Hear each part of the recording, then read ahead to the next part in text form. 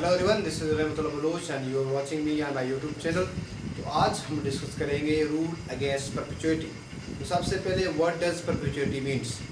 Perpetuity का मकसद होता है इंडेफिनिट पीरियड या समथिंग फॉर इटर्नल बेसिस और समथिंग कंटिन्यूअस और फॉरएवर। तो यहाँ पर परपेचुइटी का प्रॉपर्टी से या ट्रांसफर ऑफ प्रॉपर्टी से क्या ताल्लुक है।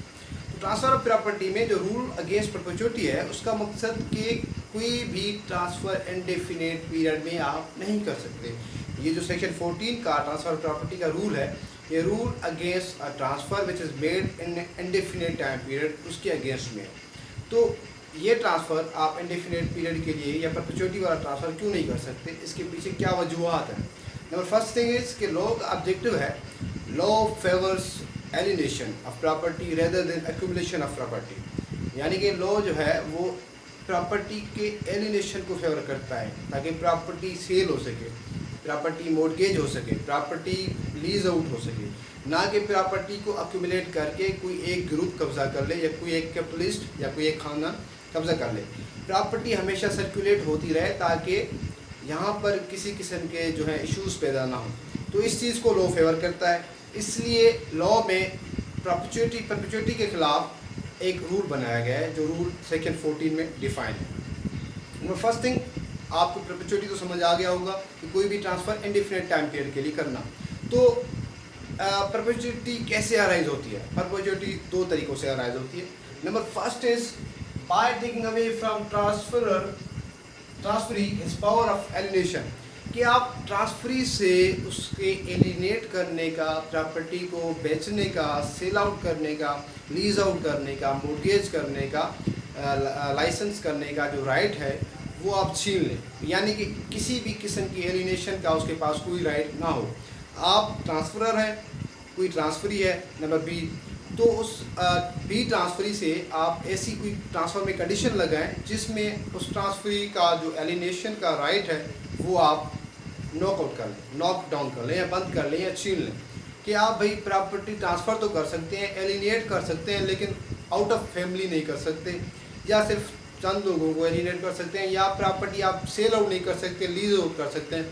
तो इस तरह की अगर आप कंडीशंस लगाएंगे तो प्रॉपर्टी सिर्फ एक ग्रुप में या एक बंदे तक महदूद हो जाएगी और उस प्रॉपर्टी का, उस ट्रांसफरी के पास जो राइट है एलिनेट करने का, वो ख़त्म हो जाएगा। तो इस तरीके से भी जो परपेचुइटी है वो अराइज हो सकती है। Number second thing is by creating future remote interest, कि आप ट्रांसफरर हैं और आप प्रॉपर्टी पे, यानी कि जो आप ट्रांसफ़र कर रहे हैं जिस प्रॉपर्टी को, उस पर आप एक फ्यूचर रिमोट इंटरेस्ट क्रिएट कर दें। फ्यूचर रिमोट इंटरेस्ट किस तरह कि आप अपने या किसी भी इस ऐसे किस्म के लोगों को प्रॉपर्टी ट्रांसफ़र कर दें जो अभी तक वजूद में नहीं है। यानी कि आपका जो एक बेटा है उसकी शादी नहीं हुई, लेकिन आप उस बेटे के बेटे को यानी ग्रैंड सन को प्रॉपर्टी ट्रांसफ़र कर दें, एक बहुत ही रिमोट इंटरेस्ट क्रिएट कर दें। तो इस तरीके से भी परपेचुइटी अराइज हो सकती है। तो लॉ में परपेचुइटी के अगेंस्ट रूल बनाया गया कि यानी कि आप ना ही रिमोट इंटरेस्ट क्रिएट कर सकते हैं, ना ही आप ट्रांसफरी से जो है उसका एलिनेट करने का राइट छीन सकते हैं। लेकिन दो चीज़ें हैं, सेक्शन 14 में दो चीज़ें हैं। एक तो वो परपेचुइटी के अगेंस्ट रूल बताता है, और नंबर सेकंड थिंग वो किसी अनबॉर्न पर्सन के या फिटस के फेवर में प्रॉपर्टी ट्रांसफ़र करने को वैलिड लीगल करार देता है, लेकिन only in the limitations of 21 years के 21 सालों के अंदर किसी भी अनबॉर्न पर्सन को या फेटस को प्रॉपर्टी ट्रांसफ़र की जा सकती है, या जो वेस्टिंग ऑफ इंटरेस्ट है वो 21 सालों तक जो है पोस्टपोन किया जा सकता है, जो है पोस्टपोन किया जा सकता है। उसके कौन कौन से इंग्रेडिएंट्स हैं। अगर ये 4 इंग्रेडिएंट्स होंगे तो किसी अनबॉर्न पर्सन के फेवर में आप प्रॉपर्टी ट्रांसफ़र कर सकते हैं।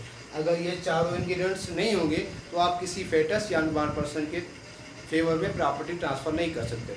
The first thing is it must be a transfer of property.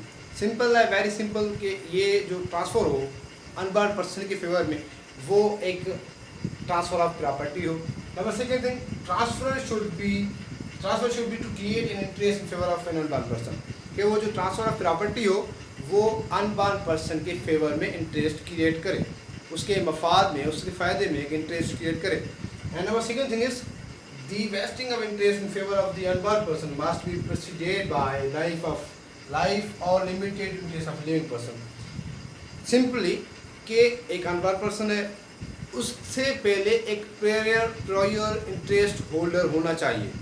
इसको मैं इस तरीके से समझाता हूँ कि आप अनबॉर्न पर्सन के फेवर में प्रॉपर्टी ट्रांसफ़र कर सकते हैं, लेकिन उससे पहले आपको किसी ज़िंदा इंसान के हक़ में प्रॉपर्टी ट्रांसफ़र करनी पड़ेगी। जो ज़िंदा इंसान है वो एज ऑफ मेजॉरिटी का होना चाहिए, बालिग होना चाहिए। अब हम इस ज़िंदा इंसान को जो एज ऑफ मेजॉरिटी का है, जिसके इंटरेस्ट में हम प्रॉपर्टी ट्रांसफ़र कर रहे हैं, इसे हम कहते हैं प्रायर इंटरेस्ट होल्डर।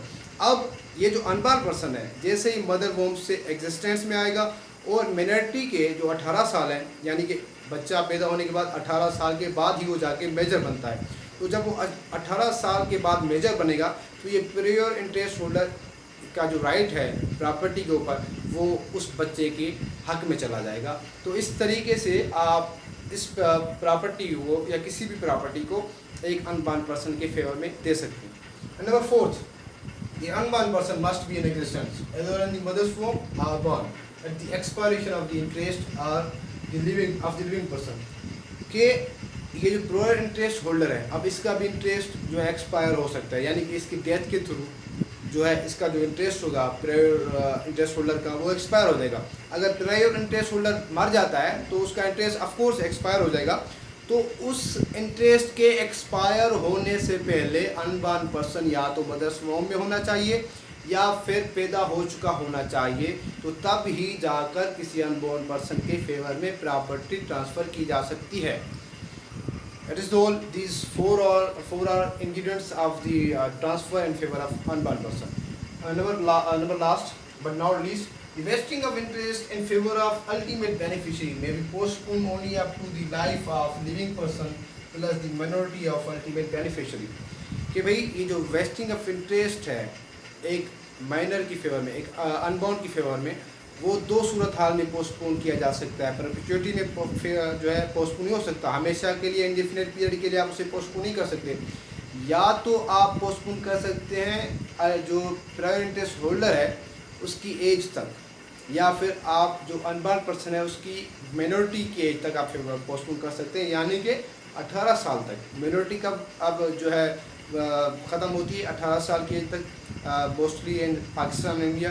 तो इन 18 साल तक ही आप उस इंटरेस्ट को पोस्टपोन कर सकते हैं, अदरवाइज़ आप उसको इंडेफिनिट पीरियड के लिए पोस्टपोन नहीं कर सकते। तो this is the exception, we can say exception of section 14 of the transfer of property act. तो आप कोई भी ट्रांसफ़र परपेचुइटी में नहीं कर सकते, इंडेफिनिट पीरियड के लिए नहीं कर सकते, but you can transfer of property in favour of foetus और unborn person. Thank you very much.